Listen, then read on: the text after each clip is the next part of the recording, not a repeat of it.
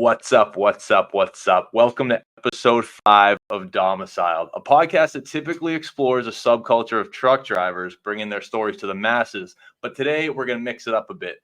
First, I'm sending it over to Paul, though. What's up, buddy? Hey, how you doing, man? All smiles all the time, man. Yeah. I started using that recently. I think I stole it from my dad. All smiles all the time. Dude, and everybody loves it. So I just say that every time I talk to somebody.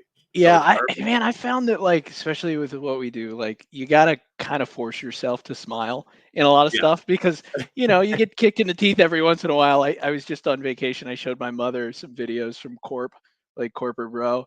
And I was like, oh yeah, look, like this is a real recording or like a real transcript getting this played out. happened. And she's like, people talk to you that way? And I was like, yeah. She's like, I would never talk to a salesperson that way. And I was like, you're one of the good ones. Oh, what's a good one you had recently? I haven't had anything crazy. I think I just typically get the who are you and what are you doing, and we got that covered. And you push a little bit, and it's just a guy like, man, I just want to get off of work. Like I don't want. Yeah, It doesn't call it matter. You could 3:45. offer him a brick of gold, and they're not gonna. They don't want anything, man. They're just like, I'm good, thanks. Oh man. But yeah, How no, about we pretty how good, about when man. you were a broker though? Like what's one that stands out? None None now. stand out, No. dude. I had a guy once answers the phone. I'm a broker at Blue Grays, just slinging the phone.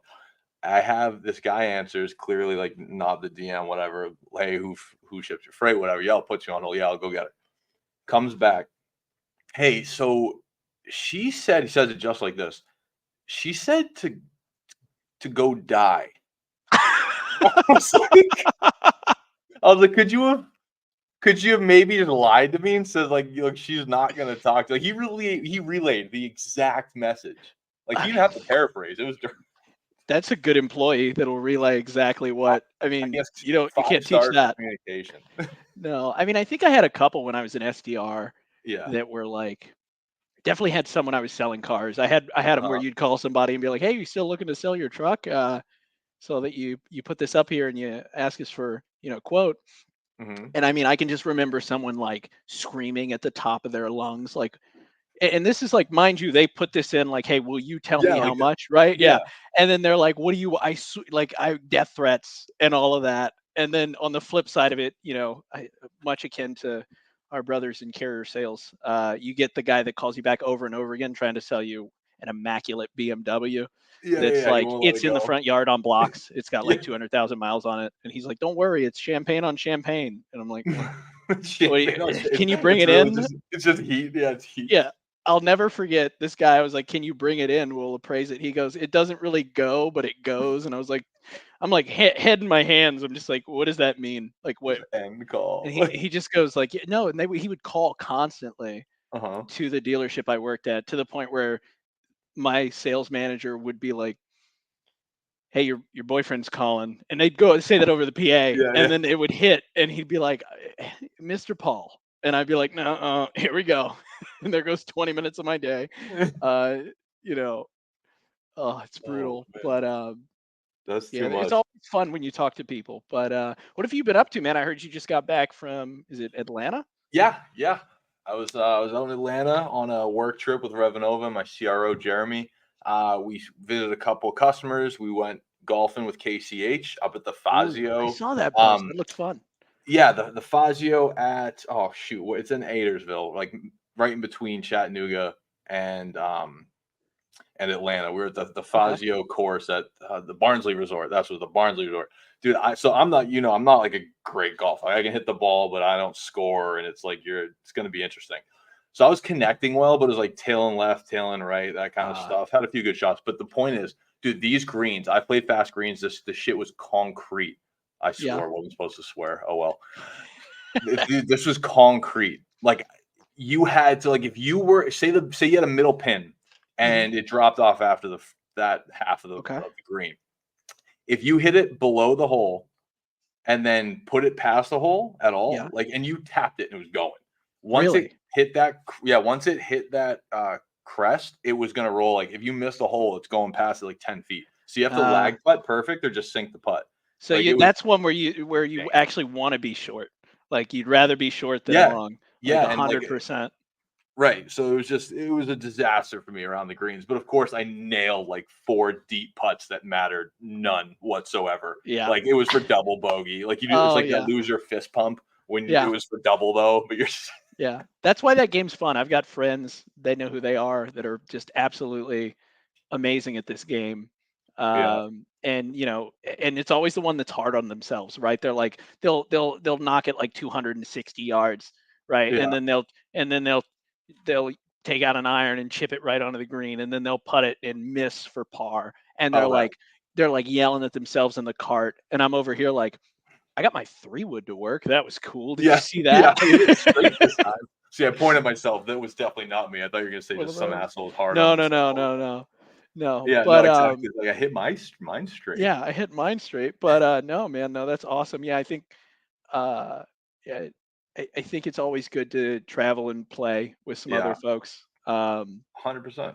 It's probably the best part of working in this industry. 100, and Uh, yeah, luckily that's not all I did. I mean, went to dinner with another customer responsive, visited a couple other prospects, trying to drum up some business. Jeremy also kicked my butt in bowling 3 sets. oh wow, Started strong, fell off quick, but letting the boss win, huh? yeah, totally. Um, I just am such like a wash up. I used to be an athlete, I guess not anymore. But you were down in the Westerly, Virginia. Yeah, West Virginia. I was down for a little family reunion, had some fun, went fishing. And you know how it is. You're on vacation, you take a couple meetings from the from wherever you're staying, of The course. But John boat. yeah, right, I wish. But no, did get out, got to see. I mean, it's beautiful. It's really nice to unplug. I think it's one of those things where you come back so rested, you're just Uh-huh. like chomping at the bit to get back in. Perfect. But yeah, a bunch of travel coming up for me, so be well rested for the last stretch of the year. There you go, buddy. But There we go. yeah, I like to hear it. So absolutely. luckily we're getting a few in before you get busy. That being said, do you wanna intro our guy today? Yeah, yeah. Really excited today to have Aaron Hatfield on. Met him at IWLA, and he's a really awesome guy with a ton of. I mean, he's worked HR, he's worked brokerage. Today he's a principal consultant at, and I always say this wrong, Arvist. Did I say it right? You did. It is Arvist. Awesome. I'm a consultant with Hatfield Consulting, but I'm a head of sales with Arvist. So it's all See, I was intermingled. gonna mess something up. I That's was all gonna right. Well, mess that's why we something brought up, him in. but All good. yeah, I met Aaron outside at I think did they theme it? It was themed as like a 70s or 80s. Yes. There was a disco ball, Yes. I recall. Yes. Yeah. Um, Down in The disco, would you Orlando. have the go-go pants on? You have the boots and the bell bottoms? no, No. There was some people that were rocking it though. They there were some went people that went all out. in. Yeah. But no, Yeah. we were down there. I think it was one of those where you're like, oh, who do I know here? Which is funny because I think I ran into you and met you similarly to how you met our other co-host, Danielle. Yes. Very Okay. similar ways in which it's just happened. I was like, oh, Yeah. I LinkedIn know you. And I Yeah. was like, Yeah. now Wanna I'm be going to best friends? know you. Yeah. Right. Yeah. Exactly. Absolutely. I'm gonna hang out with you. What was that? That was at Matt's, right? That was, what was it? Yeah, that was Danielle was at Matt's, and then yeah, you were IWLA down in, and it was both times. It was like, wait a minute. It was like, Yep. you look familiar. You know. Yeah. Yeah. No. 100%. No, it's really fun. It's been great getting to know you. I think we've talked a couple times in between. I think we've been in some of the same events, virtual events going on in the space. Yeah. But I'll say what's really cool about you and something I was really excited to talk to you about. Typically we interview, drivers, right? But you've got the background in warehousing. Yeah. And what's All cool right. about that is, I think in what all everything that we do, there's so much interaction between those groups, but there's so little crossover. I never met a truck driver that was best friends with a warehouse guy. Now, don't hold me to that if someone does know. But I never met a shipping and receiving guy that was really tight with a line haul driver, Right. right? That'd be crazy. But I think it's really important to bring in different groups of folks that do different things, and you're just such an interesting guy that looking at your LinkedIn, I mean, you have a pretty awesome list of accolades and things you've done. Well, thank you. which the first thing that popped up, I was really thought was awesome was, if you go far enough back, you were in the service for a while. I was. So I joined the Very cool. Army National Guard in Kentucky when I was 17, spent a little under 8 years in the Guard, went around the world with that whole, played war for a while, and then came home and got out and got into the supply chain. Yeah. Can I ask what, leaving there, it looked like, and I did read up on you a bit, it looked like it was possibly like military police or something along those lines? Yeah. So my technical MOS, it was 31 Bravo or military police, and I never did a thing related to police work the entire time that I was in. I was everything I did. They basically mechanized infantry. When I was deployed, I worked a lot with EOD, and then we worked like security elements for like SF forces as well as some like local type stuff. So nothing. There's plenty of people that did way more cooler stuff than I did. I was just another Joe, Yeah. So, but it was a good experience. Met a lot of good people. So absolutely. No, that makes, a lot of the people my family, father was in the military for quite a while. And most of the folks I met that did that, it's always the same thing with you guys. It's always, very humble. Yeah, no, it was interesting. I traveled the world. I did some things, it was fun. And I hear that a lot. You got to play war, right? I hear a lot of people say that. But I guess the question that comes to mind is, when I read some of the background there, it looks like right out of there you go almost what I would imagine is maybe 180, but maybe not, since it looked like you had a little bit of leadership going on over there. Is you kind of looks like you moved into like HR. Yeah. So got back from the deployment and so forth, went back into that like reserve type status, and couldn't find any work. We were still, at least in my area, petering off from the recession in 08. Oh, okay. And so it hadn't completely bounced back. And so I had my GI Bill, decided to jump into school, and got married, started living life. And I was like, I need a job. And ran into, I was like, I knew some guys in logistics. I knew some brokers and stuff like that. I was like, I'll start giving this a shot. And luckily enough, Interstate Cold Storage and Warehousing up in Fairfield, Ohio.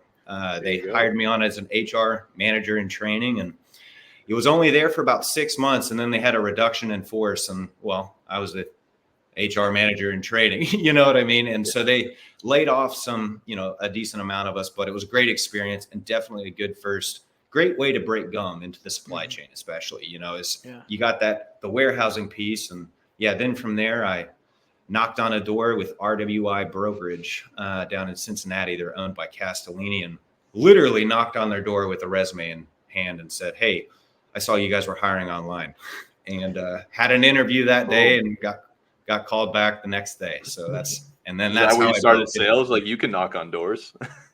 Yeah, literally. That was my like first like big boy sales job, was when I literally knocked on the brokerage door saying, hey, I saw you guys were hiring. Here's my resume.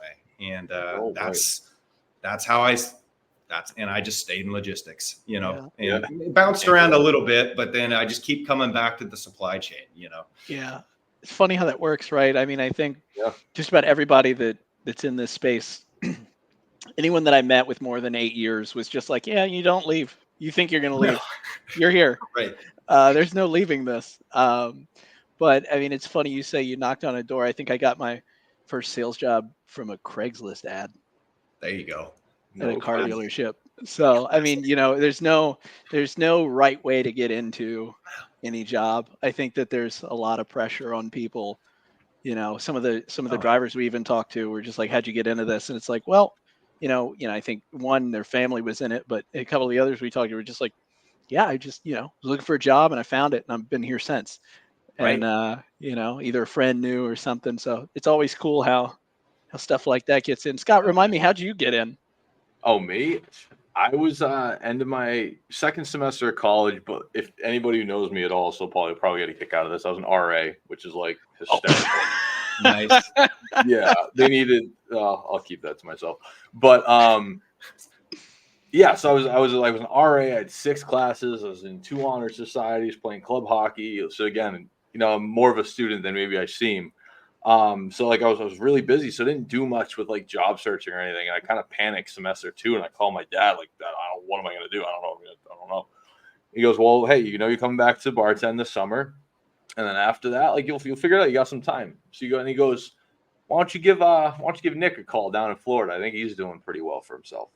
And Nick Klingensmith, friend of mine. I'm sure you guys have seen him on LinkedIn as well. He's the 2-time cancer survivor, diabetic, recovering alcoholic, et cetera, 100 plus Spartan races, all those accolades. Well, when I called him this time, he wasn't that guy yet, but he was working at Blue Grace Logistics, helped me get my start down there, passed the resume. He didn't necessarily know me too well, but knew my parents very well. His first job was working with them as a kid, like slinging muffins at like 12 years old.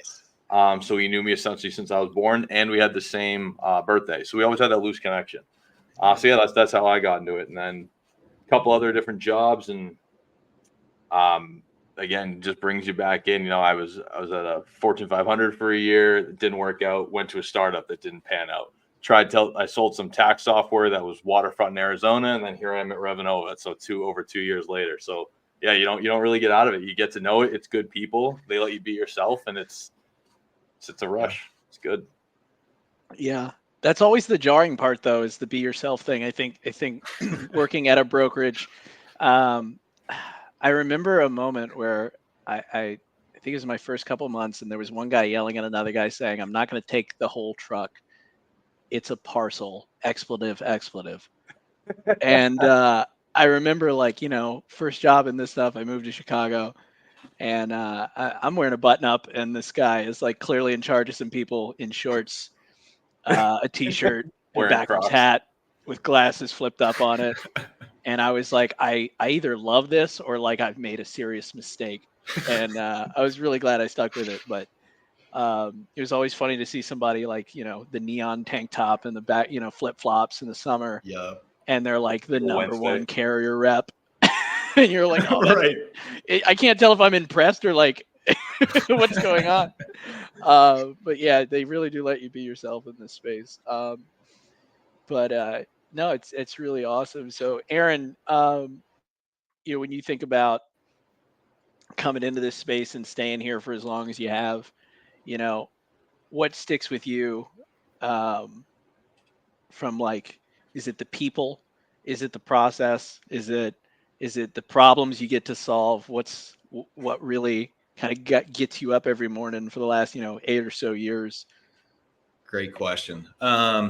Two things you hit on. It's the people, number one, kind of like to your point, just be yourself, like especially coming into the brokerage space, like, or the warehousing space right after I got back, is getting my start there as like, you guys are just the same type of people that I was just with in the Army. Yeah. I was like, there's very little difference. And, it's what you see is what you get. And I really value that about truck drivers, warehouse operators, brokers, carriers, the whole 9 yards. The people definitely make the biggest difference. And then, secondly, the problems, I've got ADD, man. So it's like every day there's something new, and for me, at least it's like, right. And you're always able to problem solve, and whether it's you're on the brokerage side of things, the warehousing side of things. Now with the consulting that I'm doing and working with some of the clients that I like, Arvist, it's, on a daily basis, there's just multiple facets. And it's nice because, one day normally I just got done traveling. So sorry, I'm not in a polo, but normally I at least, well, you're good. There we go. We're just lucky we got Scott to wear a shirt. I was going to say, I wore a shirt. There you go. Well, normally I'm still like old school, button up polos and everything like that most of the time. But I love the fact that you can go from like the white collar meetings, and you're having these like high level conversations. And then the next conversation I'm talking with, Billy Bob, and we're just straight up, either cutting the shit, so to speak, or just figuring stuff out. So it's nice because you get that fine, that fine lining, but then you get that rough around the edges vibe. At the same time. You get it all. And I'm always impressed too by, I think, my uncle started a janitorial business, and I get a little sappy talking about it, but I watched him retire because people like, people like, that are entrepreneurial, and I don't think they ever really retire. But I watch them retire, and I watch like 200 people show up, Oh, right? that's cool. And you're like, you're thinking about, I'm thinking about him and building that, right? And the thing that just comes up a lot in my head is I watched that guy treat the janitor the same way he treated the director of operations for whoever he was, right, working with. And I think that's something that you carry with you, right? And I think Yeah. very often I learn more from the operators Yes. than I They do, do yes. from, and I don't know if you feel the same way. It sounds like you do, but I learn more from the operators that come up with the idea. And I think what's probably really cool is you meet some folks and you're like, you go to an organization, say it's got a really awesome culture where someone at the bottom's idea is just as important as a VP, which we've all run across those where you're like, man, I don't know, maybe I want to keep these people's number. Maybe I want to work for them one day. Right. Right. But you meet somebody who goes, I have an idea. What if you did this? And then everyone just kind of goes, oh my God, we could do that. And then you say, and then you're really collaborating with your customers, right? But I think that leads to your point of saying, like, that's the best part, is that you do get to go in those meeting rooms, and then, with the nice glass, right? And then other Right. times you're out looking at a dock and someone's going, I got to find a way to get 2 trucks out of this door in an hour instead of Exactly. 1. And I'm struggling to figure out how to do it. And you're like, all right, let's find out. Let's figure out how to do this. Exactly. Yeah. I mean, that's, it's fun. Like, in my capacity now is like, yeah, there's times where I'm buttoned up, and then, I mean, I'm from Kentucky though, man. I'm most comfortable in blue jeans and boots. So it's anytime I can throw on a ball cap and throw on some jeans and boots and do a walkthrough in a warehouse, or, go to a carrier, like the truck yard or like the shop. It's like, all right, I've been blessed is I've mentors over the years and everything too. They've helped me be comfortable with both ends of the spectrum, so to speak, Yeah. So are you most comfortable like in a warehouse, on a yard, like Paul was saying, the operators? Are you most comfortable, would you say, like around the operators too? Or does it give you perspective? What? I enjoy like the warehousing and the drivers. I enjoy doing those walkthroughs and being kind of boots on the ground, so to speak, just because early on in my career, military, and then shortly after, that's where I spent a lot of my time, is literally the boots on the dock, or, walking through. So there's some nostalgia mixed in, but is kind of what you were saying to those operators. I mean, especially in our industry right now, as you see so many like freight tech companies or whatever's going on, and the technology is great, but what you see a lot of times is they're missing that bridge, right? Yeah. So I love being in the white collar meetings, because half the time I'm just rough around the edges, you know what I mean? So, but I'm buttoned up enough to be, but I don't know. One thing I respect about the operators and the folks, in the warehouse, is they don't have time for BS. So they cut straight to the point. And that's something, regardless of what meeting I go in at the top, is I just try to channel that, is, hey, we can be professional, but we're not playing games. It's time, and then when you're down with them, I mean, it's constant learning, because then it's like, hey, this tech or this, software service or whatever it might be brings this to the table. But if you don't know what the boots on the ground are doing, you're never going to build that bridge. You're never going to make sure that boxes are checked, because you got to have that buy-in at the very bottom for everything to work as effectively as it can. 100%. 100%. You hit on something that I think I've seen go both ways, right? You can totally tell when an application is built in a vacuum. You can totally tell. And I think there's some, and I don't know where that comes from. I wonder if it's just never knowing, or like, not, I think the best way to do it would be to send those product people out to go like sit at a facility that's like high velocity, and just go like, go watch how many times that person bends over, right? Or like make them go do a Kaizen, event where they're like, let them shadow somebody who's going to figure out how to take 5 steps out of a workstation, right? And like just to get that many pennies out of that workflow, from a cost saving standpoint. And it's like I don't hold anything against these, folks that don't have that tribal knowledge or industry experience, right? Because I mean, I can't build what these developers I work with are doing. I can't do their job. They're, super pros at what they do. Now my job, especially from a sales aspect, I've always been in sales or operations, right? Is okay, how do we best speak with the software guys and the tech guys to, push this forward? Is I honestly look at kind of like what I do now more of like a translator. Yeah.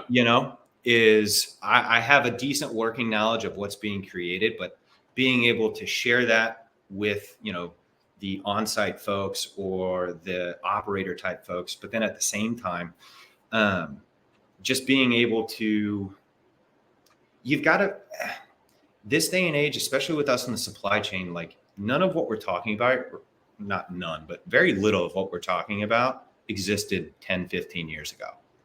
Yeah. So we're in this like huge, just constant evolving process within the supply chain. And it's like anytime you can quote translate or highlight software capabilities better for the practical value add. Because truck drivers and warehouse operators, that you could have the fanciest thing in the world, but if it doesn't make their life easier, they don't care. So you have to drive the practical solutions. But at the same time, for these tech folks coming in, you just mentioned it a minute, Paul, is get that practical experience. Go hot seat with some people. Yeah. Go sweat a little bit for 4 or 5 hours and then come back and build to what you experience. It's wild that like for those operations that are that large, that they don't go and see it and watch it and talk to people who do it. Like I understand that takes time and money, but way less money than a broken process or a process that's not adopted and people just find their own workaround, which happens probably anywhere. Yeah.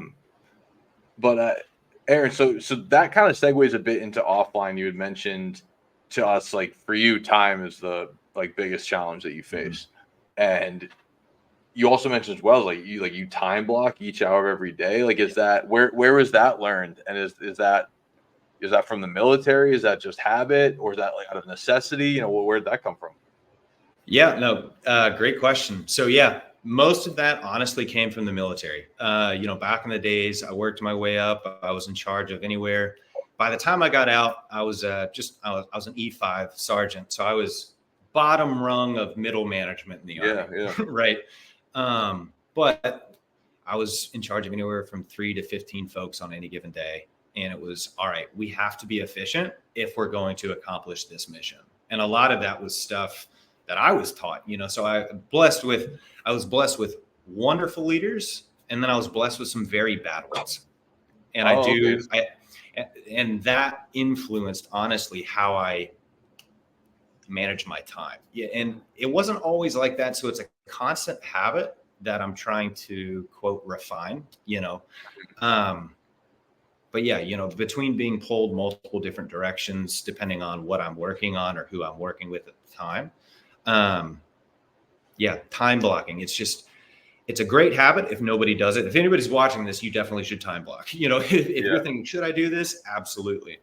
But it's something that I've learned depending on, again, who I'm working with, time of year, et cetera, is you have to be malleable. You can't be rigid, but you having some type of structure that helped just keep me on pace. Even if, I'm 30 minutes behind on this. Okay, well, you have this buffer zone for this, you have this amount of time. It's just, like I said, I got ADD, so it just helps refine everything. And and you said like a point, like to those listening, so some of us have very demanding jobs where like if you don't block your time, you absolutely can't get anything done. But if you've got, more of like more of an open schedule, free schedule, is yours more of the busy and not a necessity reason, or is yours like, hey, you have a lot going on, but you also need to get things done that don't require a time block, but you're just making sure that you put it in so that they all get done, versus somebody again who's got it like wide open, just trying to organize their time maybe.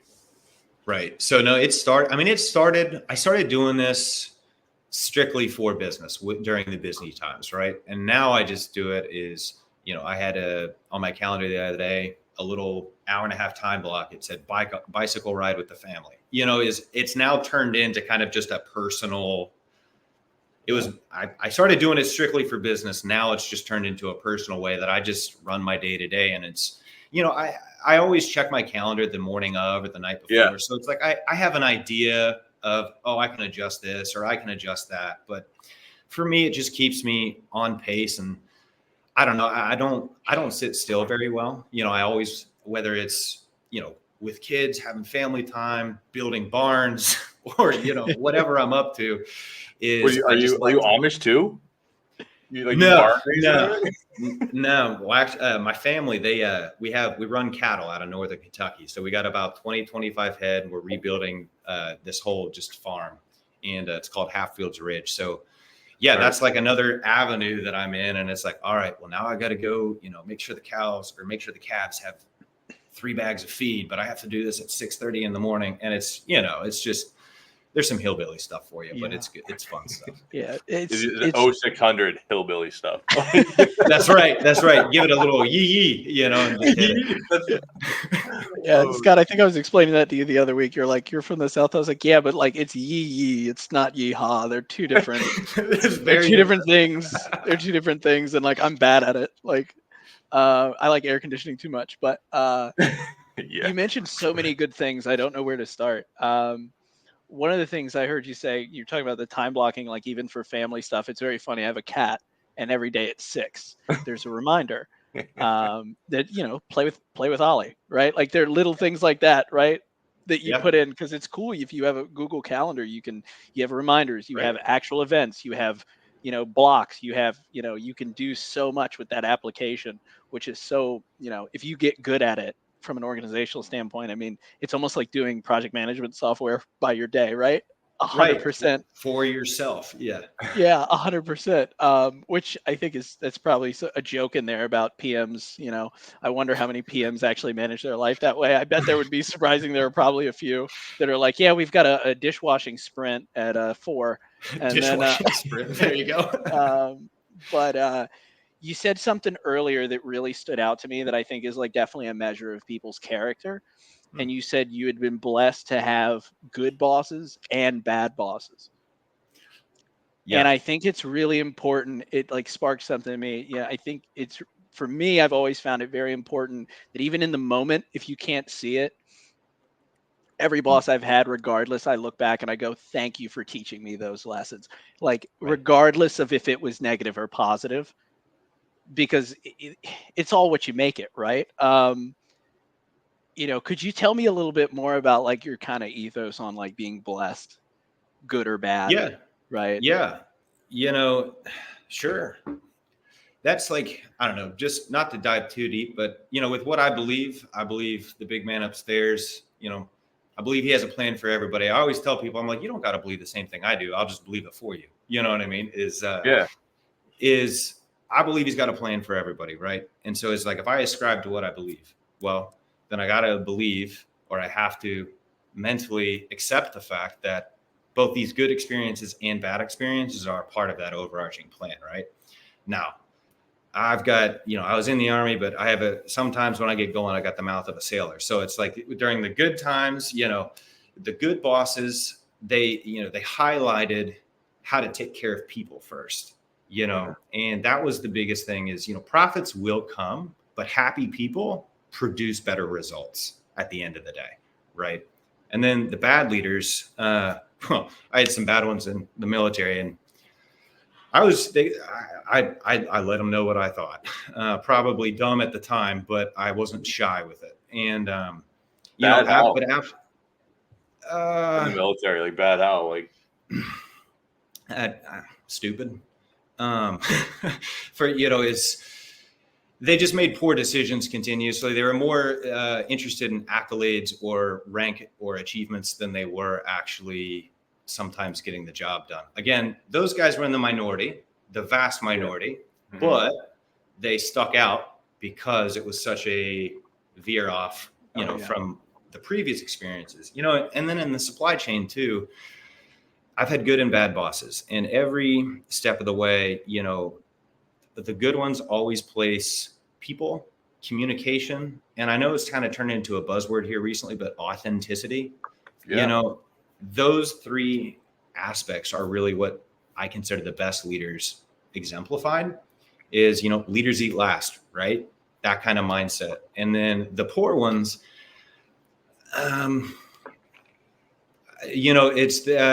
people that, you mentioned the other day, or just a minute ago, treating the janitor like the CEO, listening to the ideas regardless of what rung on the ladder they are. Yeah. The bad leaders, more often than not, either didn't take feedback well, had too much pride, and then too little experience to boot. So combine all three of those together and it just creates a tornado, so it's with that, how do I want to be perceived, especially with my consulting agency, but also with my, clients in the capacities that I'm acting for them is, what you see is what you get. I was talking with somebody that I hired on for a client not too long ago. I said, hey, here's my expectations. Be on time and be honest. Outside of that, I love that. It's like you're a pro. You can't teach that stuff. Like, that's your character. Either like whatever else, they'll learn everything else. Right. Like, and you can't be on time, be honest. You can't be trusted with anything. Right. And that's the older I get, especially, it's just like that comes down to it is, people have different working styles or communication styles or whatever, which is fine. Right. Everybody's different. Everybody has, what works best for them. Being on time and being honest, 99.9% of the time, especially this day and age, will set you apart from the rest, simply because you've got the kahunas to do what needs to be done at the most basic level. And it's not easy to be honest. No, that takes it takes practice. I think you were saying earlier, you gave a leader your thoughts, right? And at the time it was kind of, dumb, but I mean, I'm thinking the same thing. I kick myself all the time of like, we've all got a couple of those memories where you're like, man, if I'd have just like taken a breath and said it in a kind way, the way I'd want someone to say it to me, it might have gotten through. And then there's a voice in the back of your head that like, it's like they wouldn't have listened to you with the reason you got there. And it was part of the plan. Yeah, but back to being a part of the plan. Yeah. You've gotta, I mean, and that's the thing too. Like it's I've had to adjust myself, right? It's, personal growth is a constant, like you're never not done learning. And if you are done learning, you might as well be dead. You know what I mean? Is if you're not, that's how I look at it is, and, I'm thinking of one instance in particular. But I was just real blunt, and I was like, this individual, I was like, what I think, like about you as a person, but what you're like, well, I just told him, I was like, I believe in Jesus without seeing him. I don't believe in your paperwork without seeing him. So until you get me that, we're at an impasse here. And we don't work together anymore, but there are things that, even in that example is, looking back at it retrospectively, it's like, oh, I could have approached it differently. I'd rather, back to the whole truck drivers, warehouse operators, that's also why I enjoy working with folks like that, is because they'll just give it to you straight. And I'd rather have somebody, whether I'm working with them, whether it's a peer, a subordinate, or a leader, shoot it to me straight. I'm going to shoot it to you straight. Business is business. Let's make great things happen. That's kind of my approach. But it's luckily there's been more good than bad leaders. So that's, that is a blessing in and of itself. But that's more often than not, you look at it retrospectively and then you're like, light bulb, there's the learning moment that I didn't see it at the time. You know what I mean? Yeah. It's funny you say that. It's like, I don't remember what it is, but it's like, don't attribute malice to what's stupidity or things, something along those lines. Right. And I think it's like a really good lens, and it doesn't have to be stupidity, but it's like, 90% of the time, no one was thinking of doing anything on purpose. It's a really good way to look at things. It sounds like, a lot of the key to some of the successes you've had, I'd say the successes that you have had have been, some of this, I'd be remiss to say that some of the things you're talking about haven't bled over into the ethos of your work. And, I'm sure that's a serious value add to most organizations. But I really want to, I've got this kind of question that I've been thinking about all day as we were leading up to this, which is, we've talked about tech, we've talked about leaders, we've talked about, from the floor all the way up to the VP or the CEO or the president. in the next couple of years, what really excites you, on the trends in this industry? And I mean, look, I'm not going to ask you like, what do you think? When do you think the market's going to turn around or anything like that? But like, because I think that's a fool's errand. But what excites you the most? Because 15 years ago, none of this was here, like you said. Right. Honestly, I love the fact. What excites me the most is the level of technology that's coming into the marketplace, whether it's, on the TMS side, the CRM side, the warehousing side, at every quote link in the supply chain, there are these tech folks that are coming in with quality ideas, right? Quality applications. And we're just now kind of last year it was data visibility was the big buzzword. Yeah. This year, and it's where the buzzwords are starting to wear off, right? Yeah. And the people that are providing practical applications are the ones that are slowly but surely rising above to the top. Mm-hmm. I'm very bullish on supply chain technology across the board. I think it's exciting. I think it's going to be a little frustrating for a lot of folks within the industry to get to kind of that good swing, so to speak, where you're just rocking. But this is the first time that our industry really, it hadn't really updated itself since the 70s or the 80s. True. Is up until here in the last decade. So I think, you got artificial intelligence coming in. You've got other large language models being applied in different avenues and aspects. You've got, carriers, the options.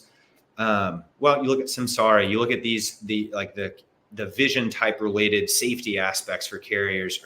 There's ways in which that our industry is still at its infancy stages, but there are ways in which that these new technologies can absolutely just blow this industry out, especially for the companies and the teams that are willing to put in the grind, so to speak.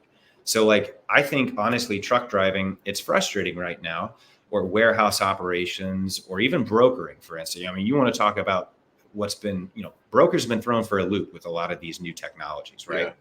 But then I think there's a lot of wonderful technologies that are coming on, and then they're using the brokers, the carriers, the warehouse operations to then augment their technology and develop even better solutions that speak more to what they're talking about. So, I think it's going to be a rocky, we all, like you said, we all know how the market is right now. I think there's going to be a lot of M&A over the next, consolidation, doors. Yeah. I think that's kind of going to be the biggest windfall that we see earlier than not, is a lot of acquisition, a lot of consolidation. And I think that's probably a good thing for our space, because you look at the amount of, you look at the amount of brokerages, you look at the amount of carriers that popped up during COVID, right? And it's just a simple supply and demand. It's simple formula. So we're starting to level back out slowly but surely.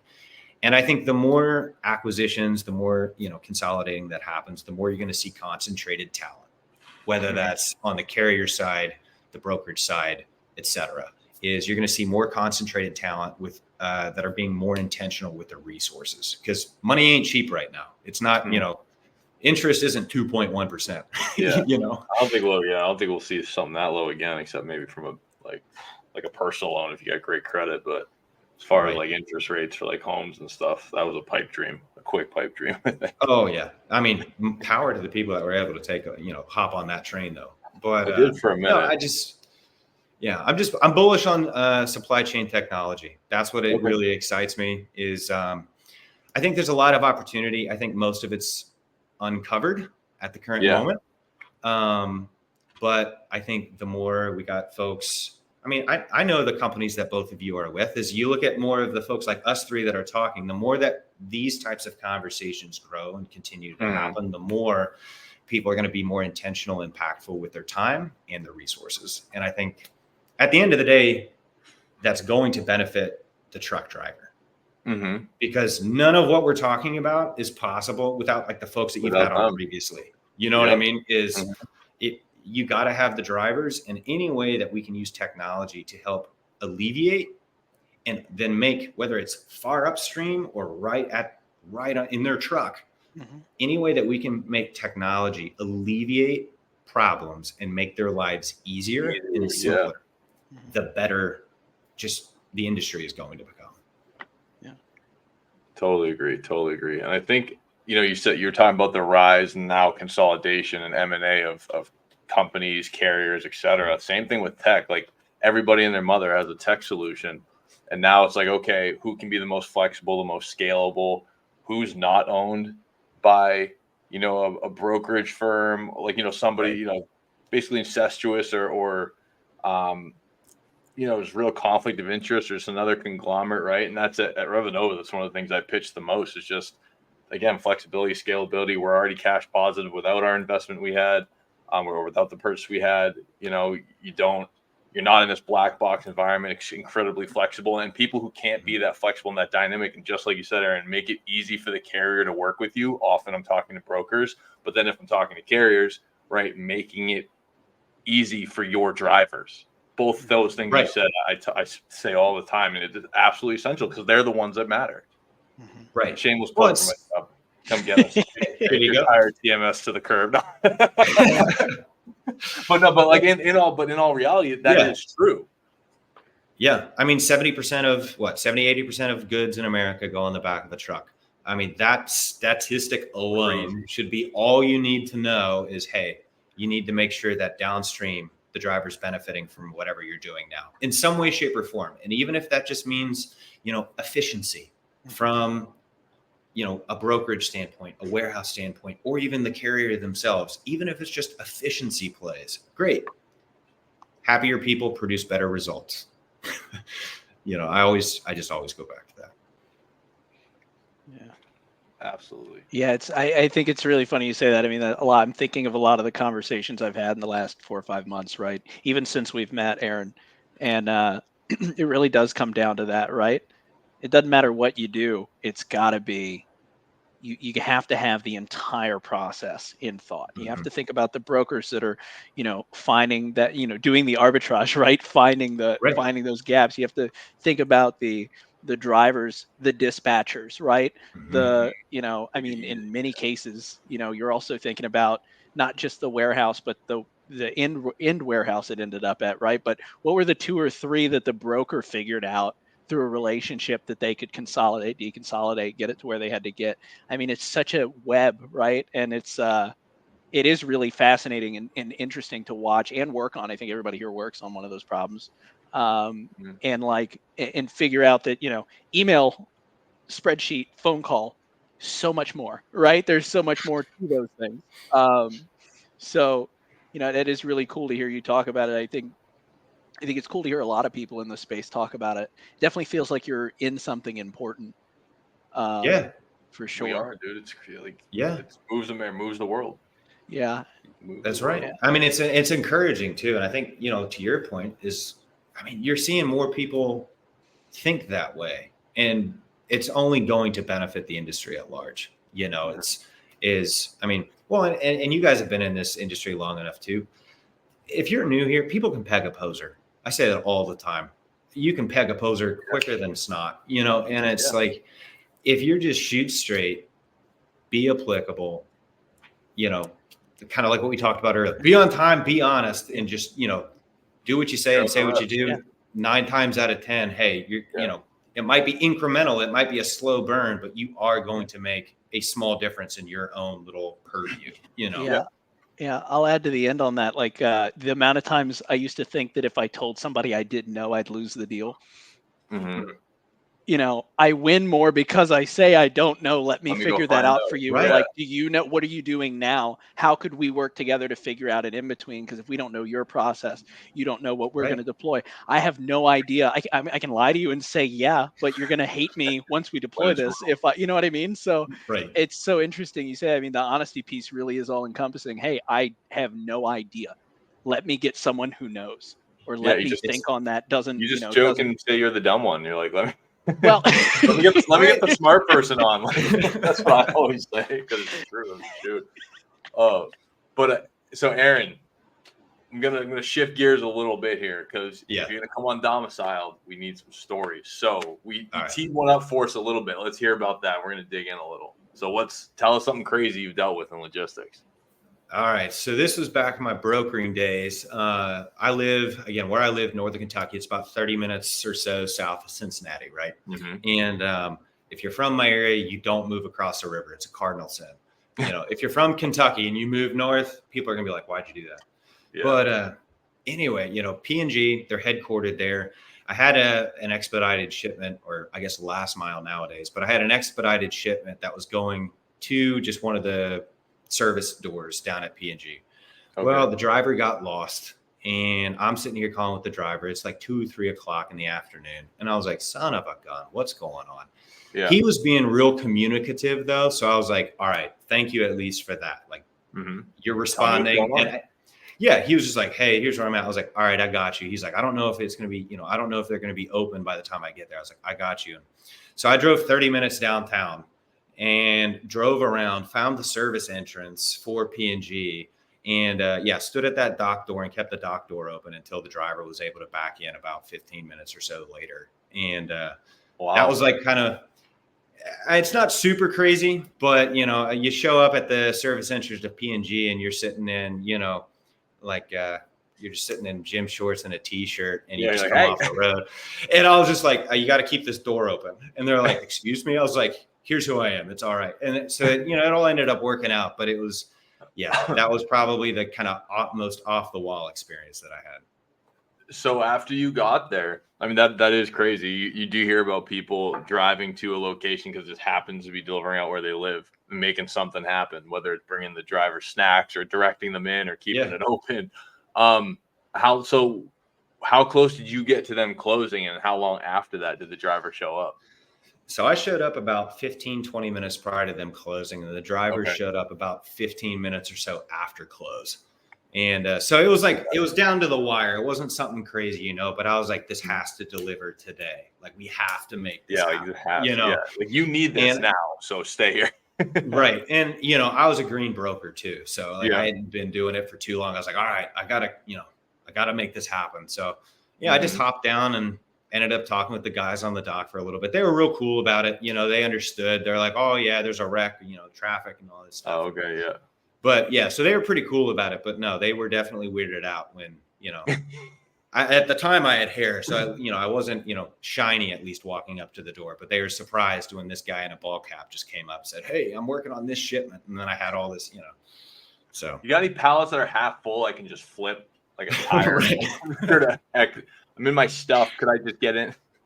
Right. Be like, I'm not just some rando. You're okay. You're safe. Like, we're all good. God, that's funny.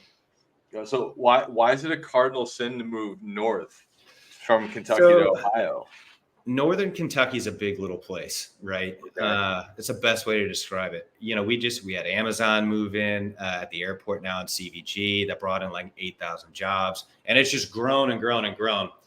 When I was there, when I was growing up, half the people that live where I live now didn't live there, you know? So it's, you know, I know people, well, I'm first generation American on my mom's side, right? She's foreign, all the rest of the cousins, they're all, you know. Okay. And then, but on my dad's side, his whole family, the Hatfields, et cetera, they all been there since, you know, Kentucky was Virginia kind of thing. So they're always like, you don't move to Ohio. Huh? Since the McCoys. Yeah, that's why we're cousins. We're cousins. I was going to say, with a name like Hatfield, I mean, full relation. Having the last name Hatfield and going down to Eastern Kentucky, West Virginia, you know, it doesn't hurt. And I was in the Army with McCoy too. He and I were deployed together, so that was always a running joke. Yeah, we got a couple pictures of us over in Iraq. And we're just like, hey, you know, we were sending them back to family members and stuff.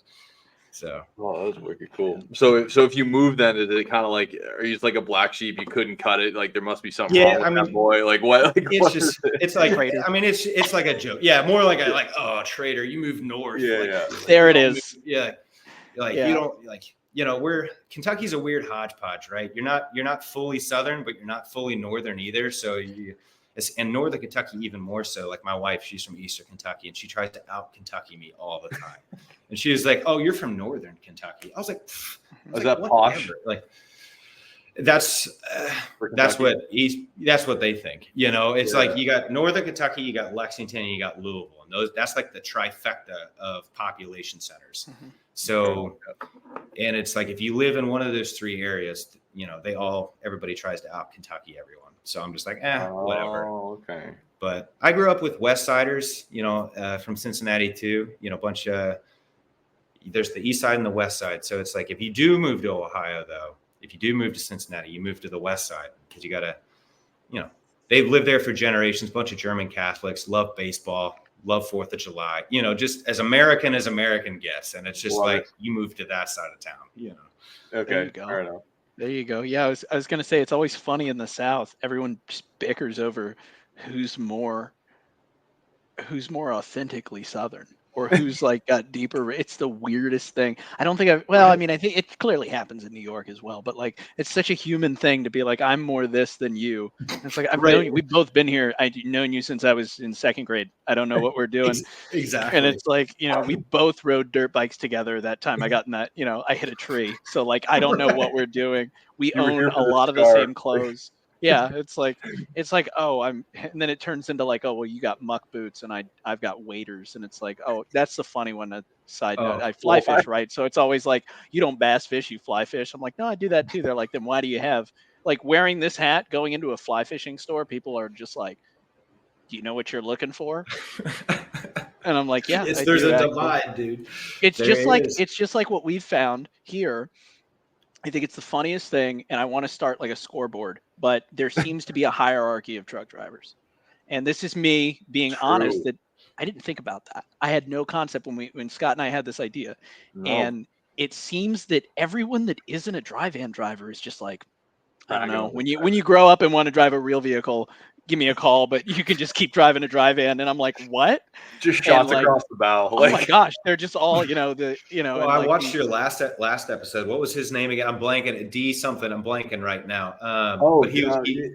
No, we had Dirty Broke on. Dirty Broke. Lonnie Stevens. Thank you. Oh. Yes, I was watching him, and he's, to your point, he's hauling fuel, and I was cracking up watching that. I was like, this is a thing. I was like, it totally, like when they say it out loud, like when he was talking, I was like, it makes sense. Like, I see that. Like, if I was in his shoes, I'd probably have the same kind of rivalry, because it's like, I live in Boone County, Kentucky. We hate people from Campbell County. Why? Because that's what you do. Yeah. I mean, quick shout out to our next episode, which I think, Scott, when does that drop? Well, so this is going to come out in 2 weeks. So it'll already have come out. One of our previous ones came out on the 20th. Hope you listened. If you didn't, go back and listen. Yeah.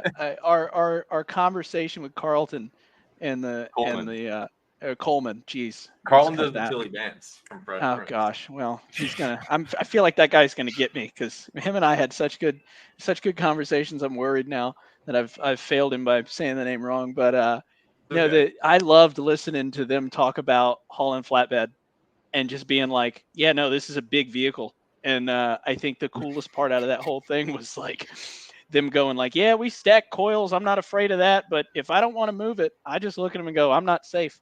I don't feel safe. Reload this thing. And the funniest line of that whole thing was him going, yeah, these things are dangerous, man. If I don't want to move it, I won't. And I'll call my boss and he'll tell you, we'll pull every trailer off this lot and never work with you again if you don't do this the way we want it. And you're like, really? And they're like, yes. Yeah, that's some swagger. That's some swagger. Which is, and they're hauling steel and, just everything. Crazy, massive stuff that I don't even know if it always goes to an actual location. I think sometimes it just ends up at a work site, which is crazy. Yeah. They're going off GPS.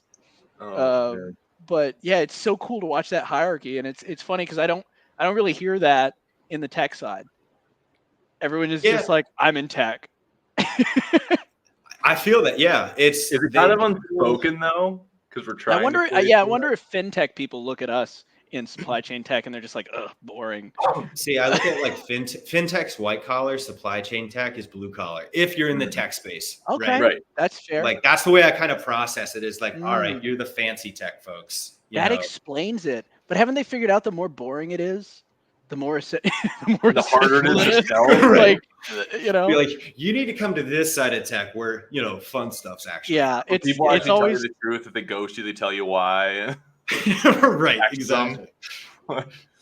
Yeah, it's so funny. I've done fintech, HR tech, and now like I would take this every time. Like fintech, I was Oh. selling to tax people. Like hey, any tax people might be listening. Like, I'm sorry, you guys are boring. Like selling to is you're always looking for cues, right? Are they engaged? Are they like this? Is it, you know? Right. And they're just just staring at you. Oh, yeah. And then HR was tough. Like trying to sell to HR people. It's like that's who'd you sell HR software with? Paycom. All right, I sold for Paycor for 2 years, dude. No kidding. Yeah, so dude, Yeah. it's like super. I know exactly. Wait, do you guys got to fight now? Is that how that works? Think they know how to buy, they don't. It's like they just want to know the cost. It's like no. Yeah. Yeah. There's wonderful people. Yeah. I mean, I worked with wonderful people, but yeah, this is, if I had to pick one, this is the much more exciting space from a technology standpoint to be in. Because it's like, oh yeah, I don't know. Every time you're just like, yeah, like this is, work worth doing, Absolutely. Well, I mean, yeah, that too. It's not waterfront Arizona. So that is true. Oh man. Well, any other stories? I mean, you talked about going vigilante and holding the door open at P&G by yourself. To get you out. Right. No, I mean, honestly, I don't have too much like it sticks out, sticks out. I mean, there's a lot of stuff there's a lot of decent stories, but I can't say it on a recording. It's not like bleep out, change the names and bleep the swear. Yeah. There may or may not have been times where, whether I was young and dumb, cussing at drivers, cussing at warehouse operators, in, but like face to face and like, I'm not a big dude, right? And that was the kind of thing, like, I'm not a tiny guy, but like, I'm just not a big dude. So it's, I always made the joke is I was rowdy back in my Army days and, calling out and everything, yeah, I won, I won about 50% of the time. Right. And the other times, I got taught. Yeah. And there were a couple of those moments where I was like, this truck driver, this warehouse operator,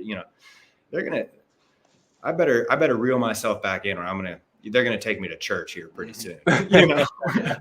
Yeah. It's funny because Aaron, I think you and I are about the same height when we met, and Scott's fairly tall. And I think there's something about being a shorter guy. You just got to bring a little bit more energy. You don't have to make anybody think that you're going to win the fight. You just got to make them think that the cost benefit analysis of engaging is like a little bit on the far side. And I mean, the crazier you can amp it up, like Scott can just look at somebody and be like, hey man, it's time to go. You and I have to be like, don't make me come up there. And then someone goes, oh my God, maybe he will come up there. Yeah, that's he like he's cut his nails in 2 weeks. Yeah, what'd you say? Yeah. So he doesn't look like he's cut his nails in 2 weeks. I don't want that. Yeah. No, you just gotta, just depending. Back in the Army days, that's where a lot of fun stories came in. Stereotypical, especially when you get a bunch of Marines and airmen on, Veterans Day at the local pub, and then you get some guy popping off who's he wasn't in and. There was one guy, I was actually friends with this guy, and God love him. He still lives around local, and I still talk to him every now and then, but I saved his butt. There was a U-shaped bar, and there was about 15 vets, right? And we had, the oldest guy was like 93, and he was from World War II, and he's the only World War II vet, but we just horseshoed it around the local bar, right? Mm-hmm. And he comes in, and an airman walks in, right? And for any of the airmen out there, I respect you. I will make fun of you, though. I will not let anybody else make fun of you. And so that's kind of what happened, right? He walks in, and we had a corpsman. And for those of you who don't know, corpsmen are Navy medics for the Marines, and you don't mess with anybody that has the title of doc. You don't mess with them, right? Fair enough. Don't. But yeah, anyway, so you had that guy, and the airman comes in and sitting right next to doc, and this guy, he was feeling pretty good at the time, and he just started talking mad crap, and I was like, bro, you got to stop. A couple of my Marine buddies, they got up, and I mean, it almost came to fists because, I mean, you got a bunch of vets too, and it's Veterans Day. It was 11 o'clock in the morning, but as far as most of them were concerned, it was 5 p.m.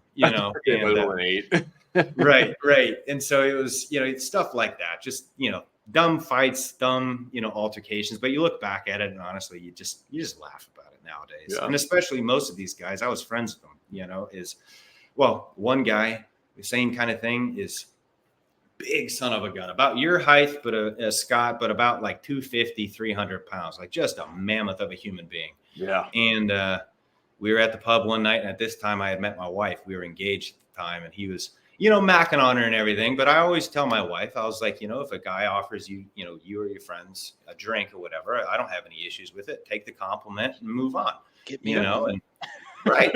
Anyway, I come over there, and he was getting a little friendly and everything like that. And so I just, subtly shifted my way to the other side of the bar. And I was like, I'm going to lose this. I'm going to lose this if he decides to get spunky. I know I am. But I looked at him. He's like, and I was just like, hey, man, I appreciate you being cool. But if you keep going any further, I might lose, but you're going to remember me. And he just like, and he just looked at me. He's like, wait a minute. And after that, we ended up having some classes together in college too. So it was like, we became, and it was, like, just stuff like that, young and dumb type stuff. Yeah. That's awesome. Well, it's cool that you're able to handle it like that too, though. And he accepted it. It was like, oh, okay. Like, you didn't know maybe or whatever. Either way, he just let it go. I mean, definite kudos to him, because I can tell you what, I'm not too prideful. That guy, I would have gotten stomped. He would have absolutely won. Yeah. But but yeah, my wife got a free drink, her friend got a free drink, and then he and I took, we had drinks together. So it ended up having a good night. So it worked out the best way. Yeah, that's perfect. Oh gosh, and this has been awesome, man. Like Paul. Anything else on your end? No, I mean, Aaron. We're kind of wrapping up. I guess if there was one thing, I think that we've asked a lot of the folks that drive this question. I think it'd be a really good question for you, especially with some of the way you look at things, and kind of just I think the presence you bring to any conversation about logistics, supply chain. What would you say to someone that was thinking about getting into any of this, even though it's not the best market right now? What would you say to someone that was like coming out of school and was like, I really, I need a job, and maybe I'll go here, right? Yeah. What do I say? I mean, I put this on LinkedIn most of the time. Be kind, be real, and always be listening and learning, especially if you're a young buck or gal, whatever that version of buck is for women. If you're a young person or if you're breaking into the industry, be kind always, be real. Don't act like you're something you're not, and listen and learn more than you speak. And I mean, I was talking with somebody I know here close to me. We were talking about some brokerages, and I said, listen, it's a great industry to get in. You're going to learn an absolute ton, but you will grind. So be mentally prepared to hustle your butt off. Long term, it'll pay off, but if you're getting into the industry, be kind, be real, listen and learn more than you speak, and just be willing to absolutely outwork everybody else. And makes up for a lot. It's, I'm not the smartest guy, and I'm not the sharpest crayon in the box, so to speak, but, I'm stubborn as hell. So your time is not guaranteed. So make the best of the time that you have. And if you're not intentional with it, you're just wasting it. Yeah, that's a really good point. I really like the way you said that. It reminds me of something that I think you've got a good combination of, which is, operations and sales. And the thing that I think most salespeople and operations people have in common that they don't realize is you're only as good as your last run. Bingo. Period.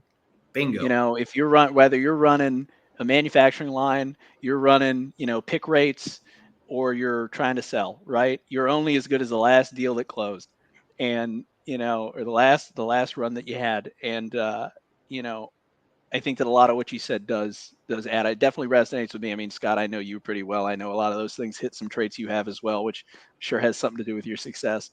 You blushing. Stop it. Oh, stop it. No, man, I really appreciate you coming on, Aaron. What was it? Did you wipe your eyes? No, don't get shy now. No, I really appreciate you coming on. It means a lot to us, right? And hoping to see you at some conferences here coming up. Sounds like we got a couple we'll be at. So anything you want to plug before you? Yeah. Shout out where we can find you. Yeah. Well, first off, thank you to both of you for having me on. Paul, like I said, it's always a pleasure. Scott, it's finally nice to, put a face with a name over the screen here. So I look forward to seeing you at shows too. But if you want to learn more about what I'm doing with Hatfield Consulting, go to ajhatfieldconsult.com. Actually, easiest way to find me is hit up my LinkedIn profile. You'll see my website. You'll see some of the clients that I'm working with and their information. And then if you want to get, dive deeper, my numbers, my emails, they're all listed. If you don't leave, or if you text me, or if you call me though, and if you don't leave a name, I do screen my calls. So you probably won't get a call back.